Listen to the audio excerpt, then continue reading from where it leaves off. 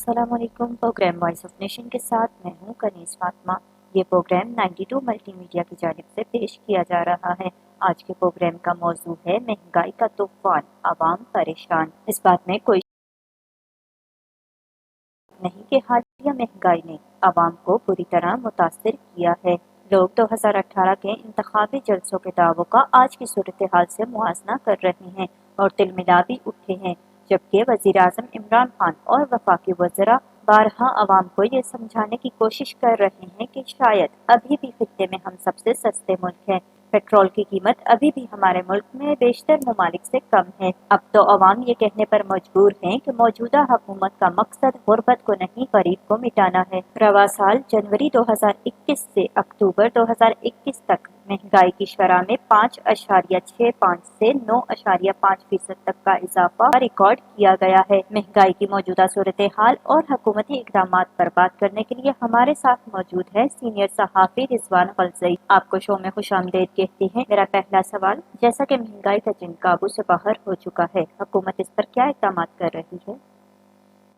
دیکھیں، اس میں کوئی شک نہیں ہے کہ مہنگائی جو ہے وہ تاریخ میں بلند ترین سطح پر ہے، اور اس میں حکومت کی ناکامی ہے۔ ظاہر ہے حکومت نے اگر تو مصنوعی مہنگائی ہے، مافیا اس کے ذمہ دار ہیں، تو ان کی کنٹرول کرنے کی ذمہ دار بھی حکومت ہے، اور اگر معاشی پالیسیوں کی وجہ سے جیسے انفلیشن ہے اس کی ذمہ دار بھی حکومت ہے۔ تو اس حوالے سے ہم دیکھ رہے ہیں کہ حکومت کچھ ایکشنز تو لے رہی ہے۔ جیسے چینی کے مافیا کے اوپر انہوں نے ہاتھ ڈالا، لیکن اس میں چینی کی قیمت کم ہونے کے بجائے بڑھ گئی۔ اسی طرح آٹے کے حوالے سے بھی یہی ہوا۔ اب جو باقی آپ دیکھ لیں تو یہ بڑا مشکل ہے اس ٹائم پہ حکومت کے لیے ان ساری چیزوں کو کنٹرول کرنا، اور ذمہ داری بہرحال ان پہ آتی ہے۔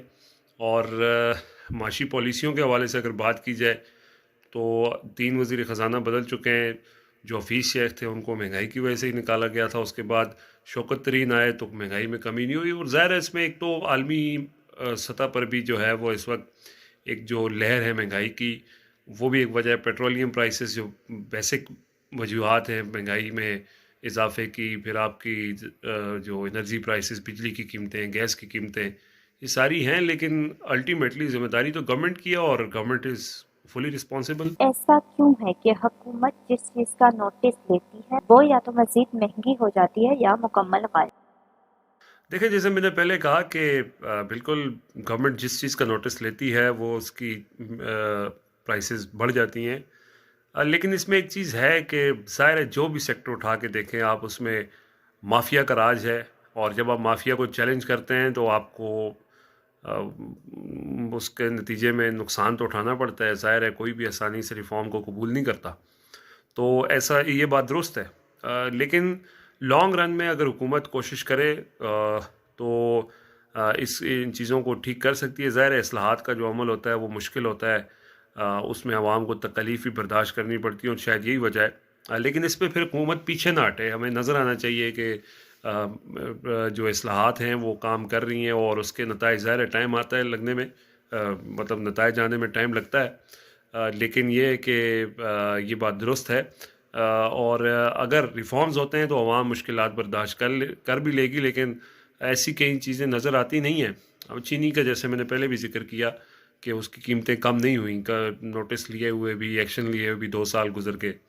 سو اس میں بھی حکومتی کمزوری ہمیں نظر آ رہی ہے۔ کیا حکومت ہر بات کا الزام پچھلی حکومتوں پر لگا کر اگلے 2 سال بھی اپنا دامن اسی طرح چھڑواتی رہے گی یا کوئی نتیجہ خیز ایکشن بھی لیا جائے گا؟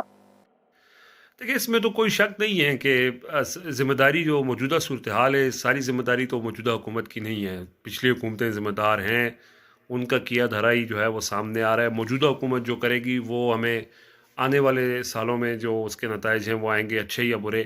تو اس میں تو کوئی شک نہیں ہے کہ پچھلی حکومتیں ذمہ دار ہیں، لیکن موجودہ حکومت بھی اب جیسے آپ نے کہا کہ اب اتنا عرصہ گزر چکا ہے، 3 سال گزر چکے ہیں، آئندہ 2 سال رہ گئے ہیں، تو ان کو بھی چاہیے کہ اب کچھ ریزلٹس پروڈیوس کریں، عوام کو نظر آنا چاہیے۔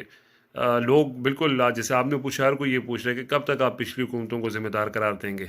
تو اس میں کوئی شک نہیں ہے کہ پچھلی حکومتیں ذمہ دار ہیں، لیکن اب جو حکومت نے جو اقدامات کیے ہیں، 3 سال ہو گئے ہیں، اس کے نتائج بھی عوام دیکھنا چاہتی ہے، اور وہ نظر آنے چاہیے۔ اور یہ نہیں ہو سکتا کہ آپ پچھلی حکومتوں پہ ڈالیں.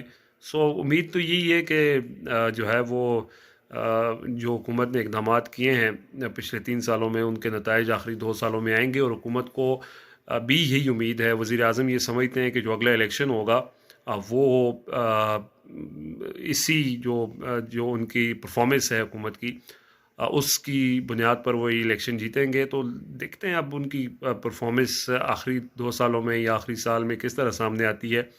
اصل مسئلہ جو ہے وہ مہنگائی کا ہے، اور مہنگائی جب تک کنٹرول نہیں ہوگی، آپ جو کچھ بھی کر لیں، عوام اس کو ایکسیپٹ کرنے کو تیار نہیں ہوگی.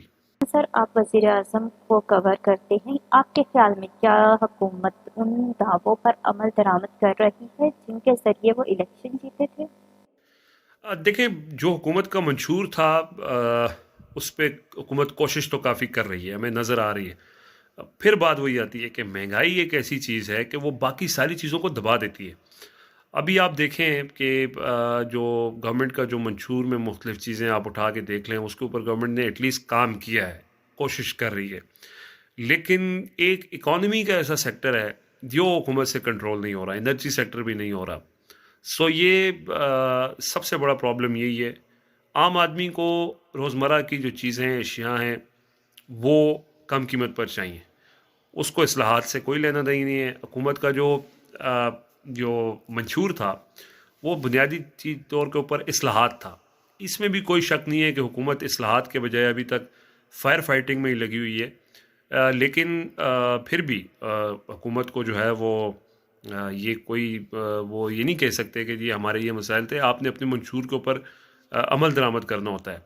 میرا یہ خیال ہے کہ چونکہ آپ نے کہا کہ پرائم منسٹر کو کور کرتے ہیں، تو میرا خیال یہ ہے کہ حکومت بہت کوشش کر رہی ہے، پچھلی حکومتوں سے زیادہ کام کر رہے ہیں یہ لوگ، اور اصلاحات کے اوپر بھی انہوں نے کام کیا ہے. اس کے نتائج آنے میں ٹائم لگے گا. اور ابھی اس وقت جو گورننس کا سسٹم ہے اس میں حکومت کی نا تجربہ کاری کی وجہ سے مسائل آ رہے ہیں، خاص طور پر صوبائی حکومتوں میں اگر ہم دیکھیں.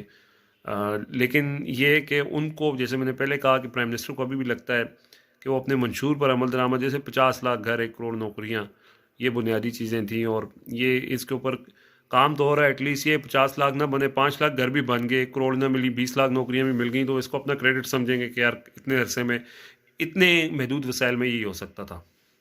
آپ کے نزدیک مہنگائی کم کرنے کے لیے حکومت کو کیا اقدامات کرنے چاہیے؟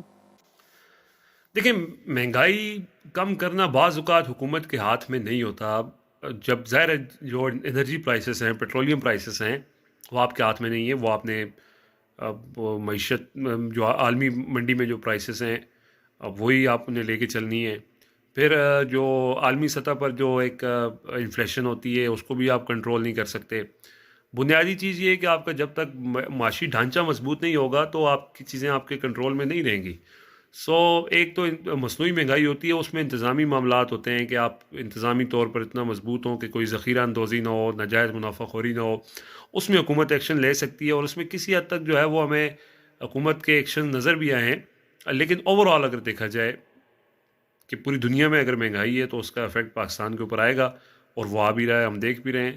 سو حکومت کو اقدامات ایک تو انتظامی طور پر مضبوط اقدامات کرنے کی ضرورت ہے، ساتھ ساتھ معاشی طور پر پاکستان جب تک مضبوط نہیں ہوگا تب تک یہ مسائل ہمارے رہیں گے. اور دعا کریں کہ ہماری معیشت اتنی تگڑی ہو کہ اس طرح کے جو چھوٹے موٹے جو شوکس ہوتے ہیں وہ ہم برداشت کرنے کے قابل ہوں، اور لوگ جو ہیں ان کی انکم بڑھے. ان کی انکم جب تک نہیں بڑھے گی تو مہنگائی اس کا مقابلہ نہیں کر سکتے. مہنگائی کا مقابلہ کرنے کا ایک ہی طریقہ ہے کہ لوگوں کی انکم بڑھے. وہ بڑھتی ہوئی نظر نہیں آ رہی. اس میں کوئی شک نہیں ہے کہ جو مزدور ہے، جو کسان ہے، اس کی انکم تھوڑی بڑی ہے، لیکن جو تنخواہ دار طبقہ ہے وہ متاثر ہو رہا ہے. تو حکومت کو اس حوالے سے اقدامات کرنے چاہیے.